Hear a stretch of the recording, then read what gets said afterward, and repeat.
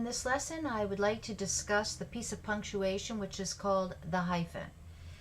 The hyphen is formed just with a mark like this. Make sure that you don't confuse it with the dash, which is a longer line such as this. Hyphens are used within or between two words, and the hyphen has three main functions which I would like to talk to you about today. The first use of the hyphen is to divide a word at the end of a typed or a written sentence. Let's take a quick look at an example here, and then I'll explain the rule. In this example over here, our favorite part of the trip included a tour of the architectural splendors of Quebec City. There is the use of the hyphen. Now let's review the rules now that we see the example of the uses of the hyphen at the end of a sentence. First of all, you should divide the word only between syllables. So the word architectural, there is the end of a syllable after the C. Also, if you're not sure, the second point, how to use the syllables, how to divide a word up into syllables, check your dictionary, because the dictionary will provide that for you. Also, if possible, this third point is to try to avoid dividing a word if you can. Sometimes it's impossible to do that, but try. Next, remember that words of only one syllable should not be divided. So it's okay to divide a word with multi-syllables such as architectural, but you would not divide up a single syllable word such as men, fruit, play, etc. The next rule is to be sure to never divide a word leaving only one or two letters alone on a line. So if, let's say, you put the hyphen here and you only had two more letters on the next line, you would avoid that. You'd have to put the whole word on the next line. And the last point about using the hyphen at the end of a sentence is if you're dividing a word that is already hyphenated, such as self-esteem, you would divide it where the hyphen is. You would not put another hyphen after the ES, for example. You would do self at the end of the sentence, the hyphen, and then you'd start the new sentence with esteem. So that's one use of the hyphen. Let's look at the second example over here.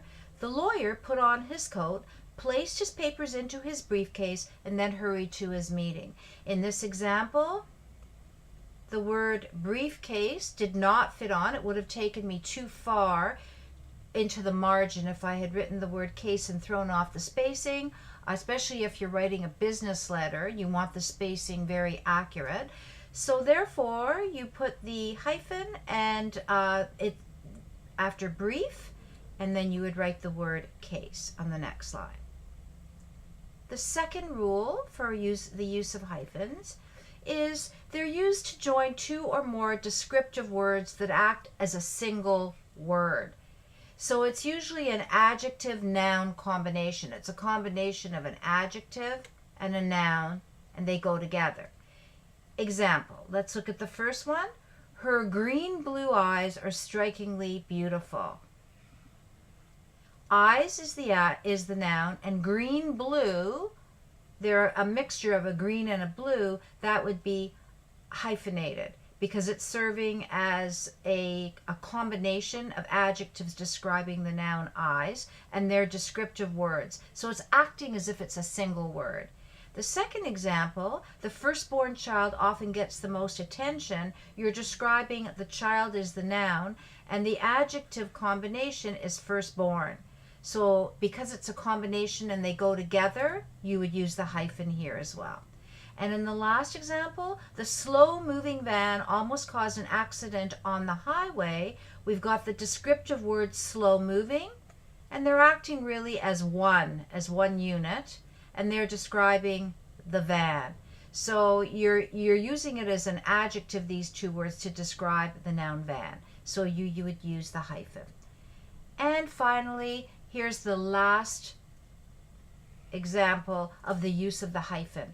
You use a hyphen when you have compound numbers but only numbers from 21 to 99. So you have to remember that, from 21 to 99.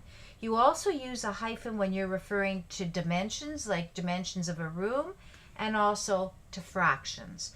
I've included 3 quick examples. He is 39 years old this year. So you use the hyphen with 39, and it is a number between 21 and 99, so you must hyphenate it. A second example, the dimensions of the room are 12 by 9. We mentioned dimensions, so you have to use the hyphen between 12 and 12 hyphen by hyphen 9.